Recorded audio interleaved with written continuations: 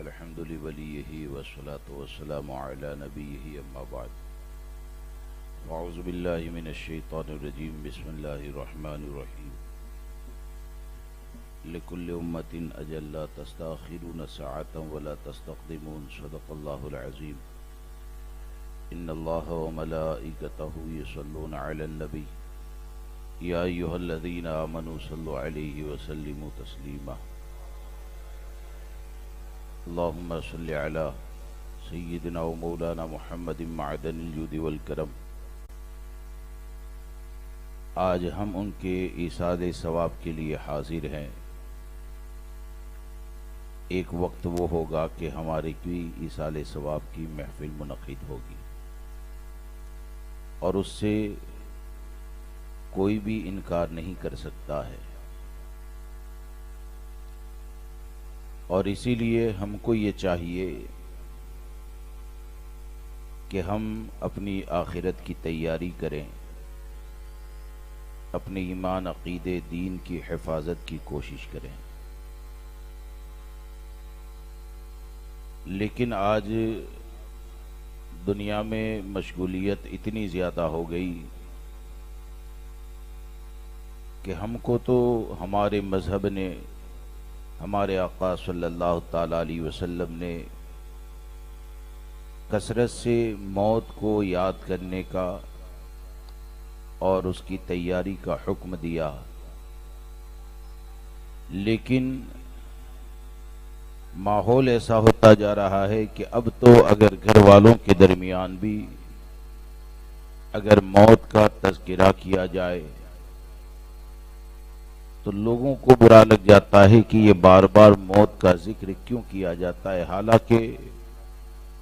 جو بندہ مومن کثرت سے موت کو یاد کرتا ہے تو اس کی یاد خواہشات نفسانی کو ختم کرتی ہے اور قبر کی تیاری کے اوپر اس کی یاد ابھارتی ہے۔ آپ دیکھیں کہ موت سے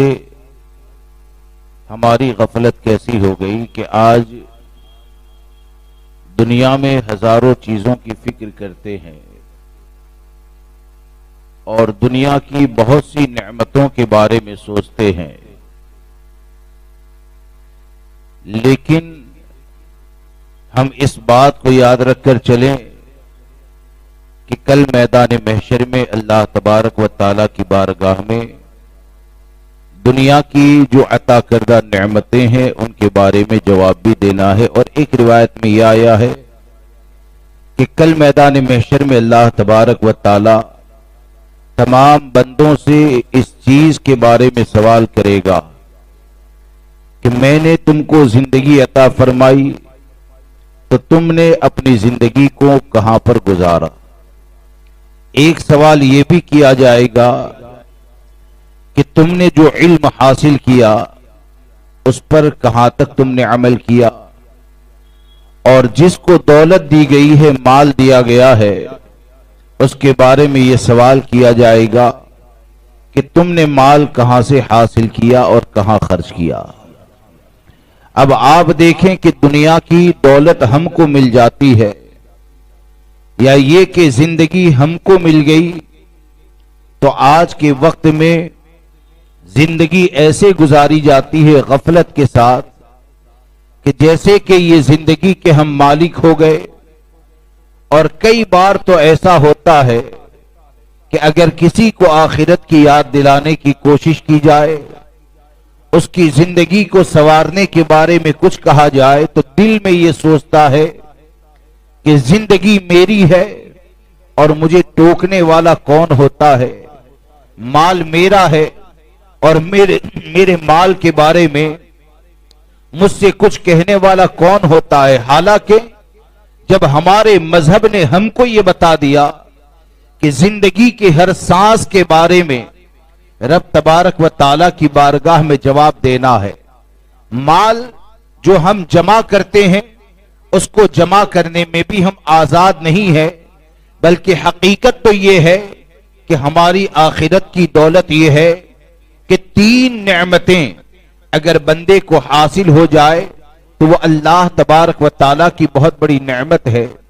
ایک بزرگ کا قول ہے، انہوں نے فرمایا کہ 3 دولتیں جسے مل جائے وہ بڑی عظیم دولت ہوتی ہے۔ ایک دولت تو یہ مل جائے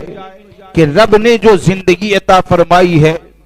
اس زندگی کو شریعت مطہرہ کی پابندی کے ساتھ گزارا جائے۔ ایک دولت مرنے کے وقت حاصل ہوتی ہے، اور مرنے کے وقت حاصل ہونے والی دولت یہ ہے کہ آدمی ایمان کے ساتھ دنیا سے رخصت ہو جائے۔ اور ایک دولت جب میدان محشر میں اٹھائے جائیں گے تو میدان محشر میں یہ دولت عطا کی جائے گی نیک لوگوں کو کہ اللہ تبارک و تعالی ان کو جنت کی نعمت عطا فرمائے گا۔ اب جو ہمارے بزرگوں نے 3 دولتوں کا ذکر کیا، آپ مجھے بتائے اس دولت کی اہمیت کے حوالے سے کتنے لوگ غور کرتے ہیں، اس کے بارے میں کتنے لوگ سوچتے ہیں؟ ہمارے بزرگوں کی نظر میں دولت اسے کہا جاتا ہے کہ جو انسان دنیا میں شریعت کی پابندی کرے۔ ہمارے بزرگوں کی نظر میں نعمت اسے مانا جاتا ہے کہ دنیا سے رخصت ہو تو زبان پر کلمہ طیبہ جاری ہو جائے۔ ہمارے بزرگوں کی نظر میں دولت اسے کہا جاتا ہے کہ میدان محشر میں شفاعت کا پروانہ حاصل ہو جائے۔ اب جب یہ اصل دولت ہے تو ہم کو اسی کے بارے میں غور کرنا چاہیے، لیکن آپ دیکھیں کہ آج ہماری غفلت کا حال کیا، حالانکہ یہ ہر آدمی جانتا ہے۔ میں ابھی بیٹھا ہوں، میں بھی یہ جانتا ہوں کہ آج مجھے کہا جاتا ہے کہ مولانا ہے، ہو سکتا ہے کل اس وقت کہا جائے کہ مولانا تھے، یہ ہو سکتا ہے، ہم کو اس کے بارے میں پتہ نہیں ہے۔ دنیا کے بارے میں اتنی زیادہ فکر ہے کہ آپ اس چیز پر غور کریں کہ مثال کے طور پر یہاں پر جمع ہونے والے ہم میں سے اکثر وہ ہے کہ اگر ان کو یہاں سے کہیں جانے کے لیے کہا جائے کہ چلیے 2 دن کے لیے بمبئی جانا ہے، تو اس کو دل میں یقین ہوگا کہ میں سیدھے بمبئی چلا گیا، اس کے بعد بھی میرے گھر والوں کے لیے کھانے پینے کا انتظام ہو جائے گا۔ میں یہ جانتا ہوں کہ 1 ہفتے کے لیے یہاں سے سفر پہ نکل جاؤں تو مجھے اتنا تو یقین ہے کہ میرے گھر میں اتنا سامان چھوڑا ہے کہ وہ اپنا گزارا کر لیں گے۔ لیکن کبھی یہ سوچا کہ دنیا میں 1 ہفتے کا سامان جمع ہو جائے، لیکن آدمی مطمئن نہیں ہوتا ہے، سال کی فکر کرتا ہے، سال کا سامان نسل کی فکر کرتا ہے، نسل کا سامان جمع ہو جائے اس کے بعد بھی دنیا کی نعمتیں جمع کرنے کی کوشش کرتا ہے۔ لیکن کبھی یہ سوچا کہ دنیا میں زندگی گزارنے کے لیے تمہارے پاس 1 ہفتے کا یا مکان ہے یا دکان ہے یا کاروبار ہے، جتنا سامان تم نے دنیا کے لیے جمع کر دیا، اب اگر اچانک ابھی موت آ جائے اور قبر کے حوالے عشاء کے بعد کیا جائے،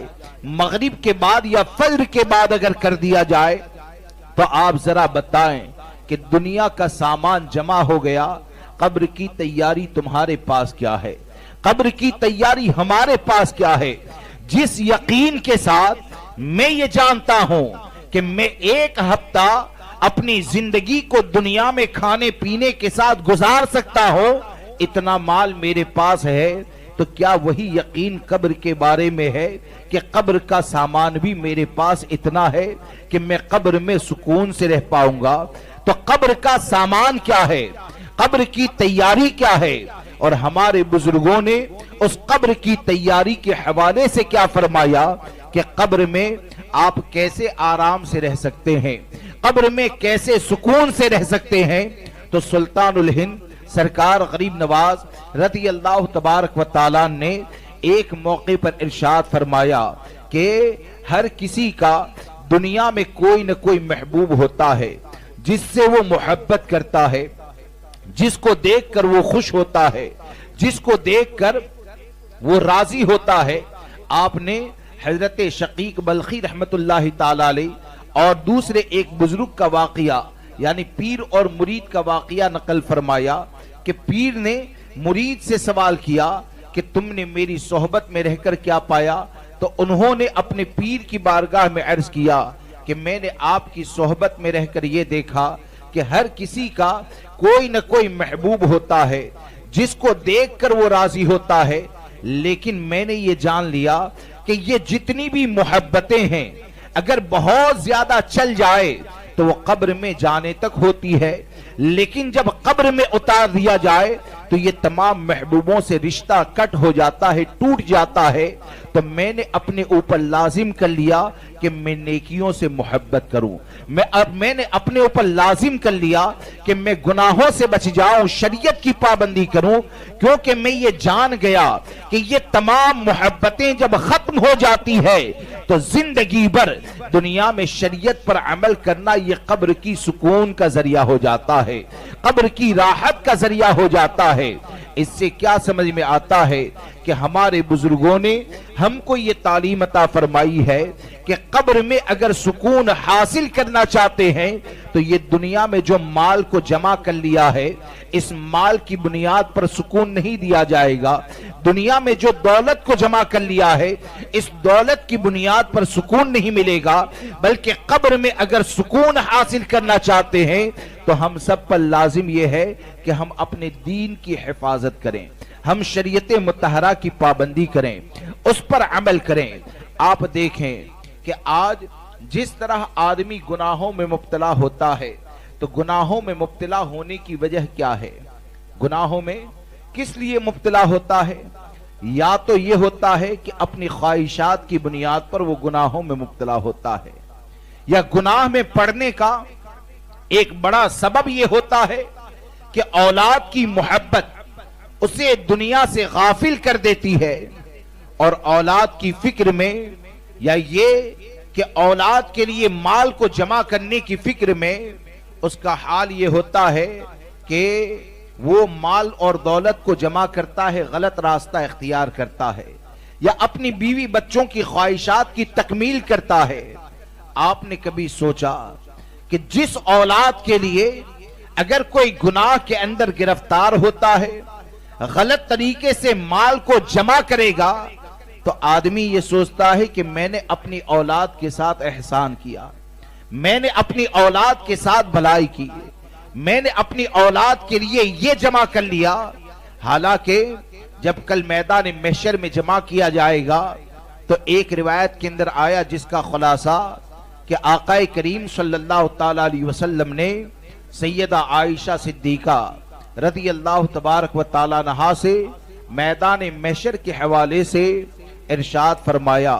کہ کل میدان محشر میں لوگوں کو اٹھایا جائے گا تو وہ ننگے پاؤں ہوں گے، ننگے بدن ہوں گے، اور ایسے ہی میدان محشر میں اٹھیں گے مرد اور عورت جیسے کہ ماں کی پیٹ سے بچہ پیدا ہوتا ہے، یعنی جسم پر کوئی بھی لباس نہیں ہوتا ہے، کپڑا نہیں ہوتا ہے۔ سیدہ عائشہ صدیقہ رضی اللہ تبارک و تعالی عنہا نے افسوس کے ساتھ عرض کیا یا رسول اللہ علیہ الصلوۃ والسلام، لوگ ننگے بدن اٹھائے جائیں گے؟ تو ہمارے آقا صلی اللہ تعالی علیہ وسلم نے ارشاد فرمایا کہ اے عائشہ، میدان محشر میں جب لوگوں کو ننگا اٹھایا جائے گا تو خوف خدا کی بنیاد پر ان کا حال یہ ہوگا کہ وہ ایک دوسرے کے بدن کی طرف نظر نہیں کریں گے، بلکہ خوف خدا کی بنیاد پر 40 سال تک وہ آسمان کی طرف دیکھتے رہیں گے۔ خوف خدا کی بنیاد پر 40 سال ایسے گزر جائیں گے کہ وہ آسمان کی طرف دیکھتے رہیں گے۔ اور میدان محشر میں دوسری ایک روایت میں آیا کہ میدان محشر میں جب حساب و کتاب کا معاملہ ہوگا تو کوئی کسی کی بنیاد پر ظلم کرتا ہے، کوئی کیا کرتا ہے، حالانکہ حقیقت یہ ہے کہ جس کام سے شریعت مطہرہ نے روک دیا، جس کام کو کرنے سے شریعت نے منع کر دیا، حقیقت میں اسی میں طاقت پائی جاتی ہے، اسی میں نجات کا ذریعہ ہے۔ ورنہ میدان محشر میں حال تو یہ ہوگا کہ اگر کسی کا حق مارا ہے، اگر کسی پر ظلم بھی کیا ہے تو ظلم کرنے والا، حق مارنے والا یہاں پر تو یہ سوچتا ہے کہ ہم بہت زیادہ طاقتور ہے، ہم نے گھر والوں کے لیے حق مار کر مال کو جمع کر لیا، لیکن کل میدان محشر میں مظلوم اور ظالم کا جب حساب کیا جائے گا تو معاملہ یہ ہوگا کہ وہاں پر تو مال چلے گا نہیں، وہاں پر سکہ یا نوٹ یہ کام آنے والی نہیں ہے۔ جب حساب کیا جائے گا تو ظالم کا جب حساب ہوگا نا تو مظلوم کے جو گناہ ہوں گے وہ ظالم کے کھاتے میں ڈال دیے جائیں گے، اور میدان محشر میں آدمی کا حال یہ ہوگا کہ ایسی پریشانی کے عالم میں کہ ایک مثال کے طور پر ایک روایت میں آیا کہ باپ نیکیوں کی کمی کی بنیاد پر اپنے بیٹے کے پاس جائے گا، اس سے گلے لگ جائے گا اور اس سے چمٹ کر یہ کہے گا دنیا میں تو میرا بیٹا تھا، میں نے تیرے ساتھ یہ کیا فلاں کیا، احسان کو یاد دلائے گا۔ لیکن میدان محشر وہ جگہ ہے کہ میدان محشر میں جب بیٹے کو بھی احسان یاد دلائے گا باپ تو بیٹا ذرہ برابر نیکی دینے سے انکار کر دے گا، یہاں تک کہ وہ اپنی بیوی کے پاس بھی اگر جائے گا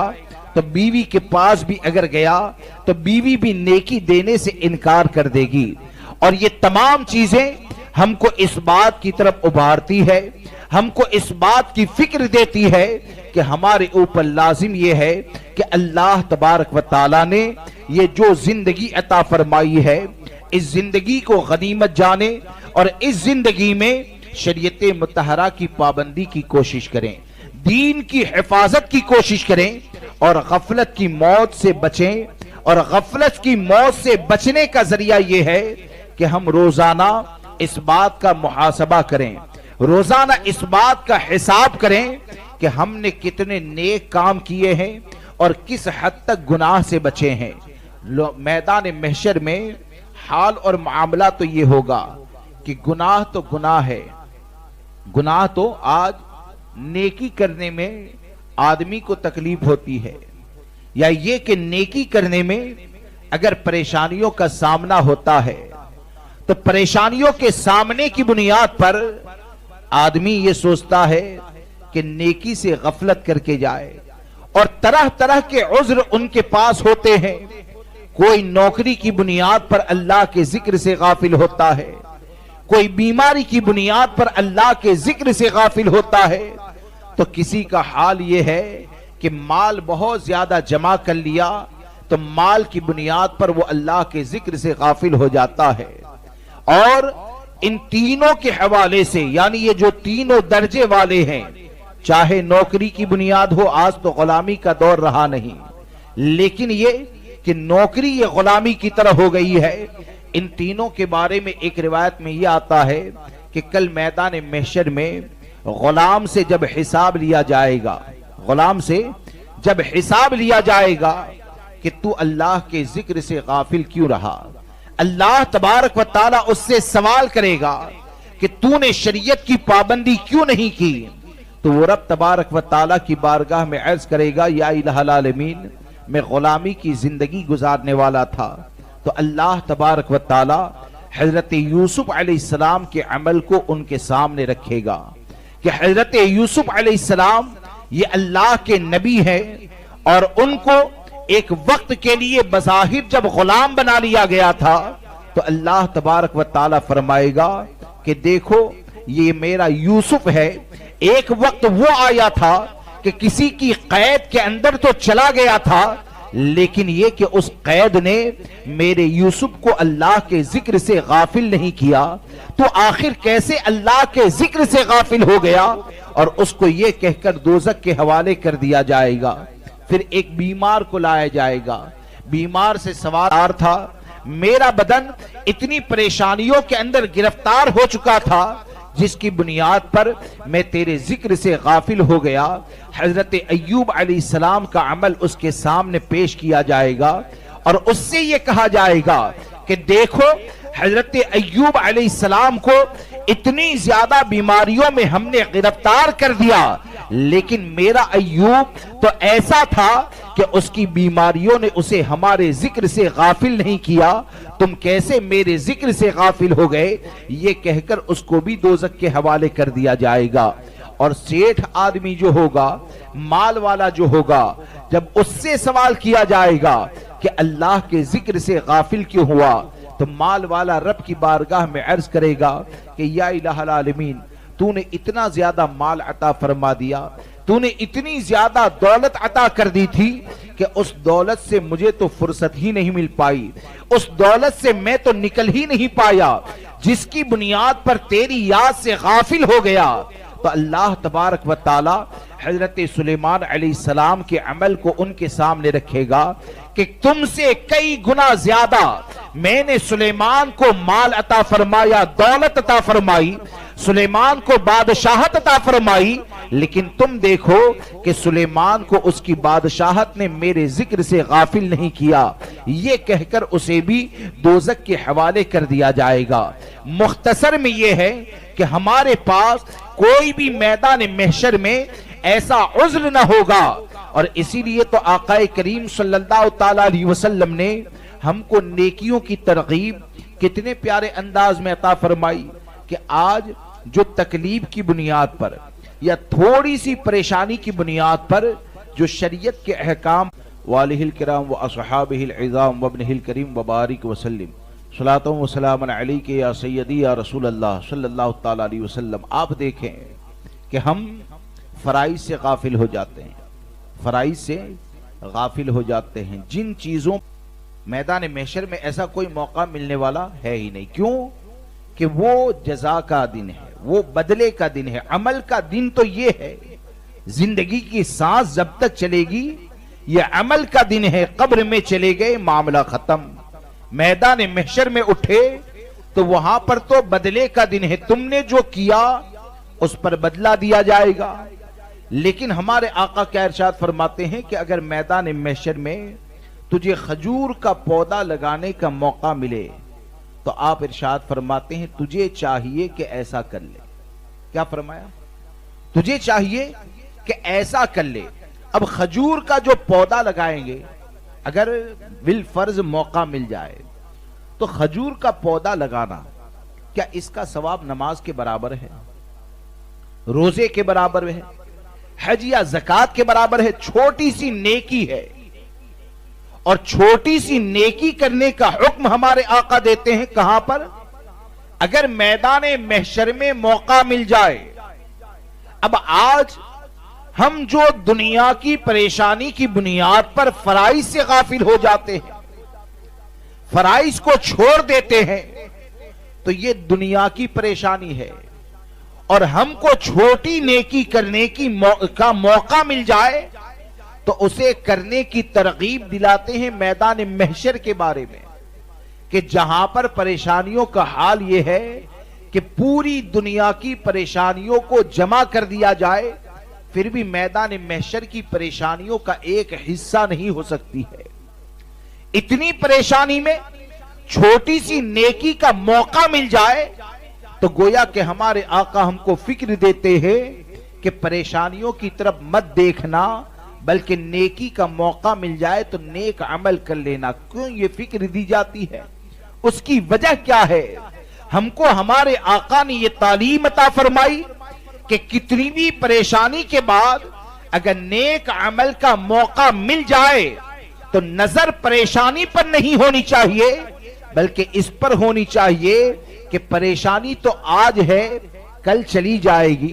تکلیف تو آج ہے، تھوڑی دیر کے بعد دور ہو جائے گی، لیکن اگر نیک عمل تو نے کر لیا، اگر نیکی پر نظر تیری رہی تو امید یہ ہے کہ یہی نیک عمل ہو سکتا ہے تیرے لیے جنت میں جانے کا ذریعہ بن جائے، یہی نیک عمل تیرے لیے جنت میں جانے کا ذریعہ بن جائے۔ بلکہ نیک عمل کی اہمیت کے حوالے سے تو یہاں تک ایک روایت کے اندر یہ آیا کہ جب جنتیوں کو جنت میں داخل کر دیا جائے گا، جنتی لوگ جو ہوں گے ان کو جب جنت میں داخل کر دیا جائے گا تو ظاہر سی بات ہے کہ جنت میں تو آرام ہے، جنت میں راحت ہے، جنت میں سکون ہے، کوئی غم نہیں ہے۔ لیکن جنت میں داخل ہونے والے وہ لوگ کہ جنہوں نے دنیا میں کچھ لمحے یا کچھ دن اللہ کے ذکر سے غافل ہو کر گزارے ہوں گے، عمل تو اتنے نیک تھے، رب کا فضل تو یہ ہوا کہ وہ جنت میں داخل تو ہو گئے، وہ راحت میں ہے، وہ سکون میں ہیں، لیکن جنت میں جانے کے بعد، راحت میں داخل ہونے کے بعد بھی وہ دنیا کے ان ایام کو، ان دنوں کو جب یاد کریں گے کہ فلاں دن ہم نے اللہ کے ذکر سے غافل ہو کر گزارے، اور ان سے زیادہ ذکر کرنے والے کہ مقام اور مرتبوں کو جنت میں دیکھیں گے، تو وہ جنت میں داخل ہونے کے بعد بھی افسوس کریں گے کہ کاش کہ دنیا میں ہم اللہ کے ذکر سے غافل نہ ہوتے، کاش کہ ہم دنیا میں اللہ کے ذکر سے غافل نہ ہوتے۔ اب آپ ذرا سوچیں کہ وہ لوگ جو جنت میں داخل ہو جائے، وہ داخلے کے بعد اللہ کے ذکر سے غافل ہونے پر افسوس کرتے ہیں، تو معاذ اللہ جن کو دوزخ کے حوالے کر دیا جائے گا، جن کو دوزخ میں داخل کر دیا جائے گا، تو وہاں پر افسوس اور حسرت کا عالم کیا ہوگا۔ لہذا ہم سب کی ذمہ داری یہ ہے کہ ہم اپنی آخرت کی فکر کریں۔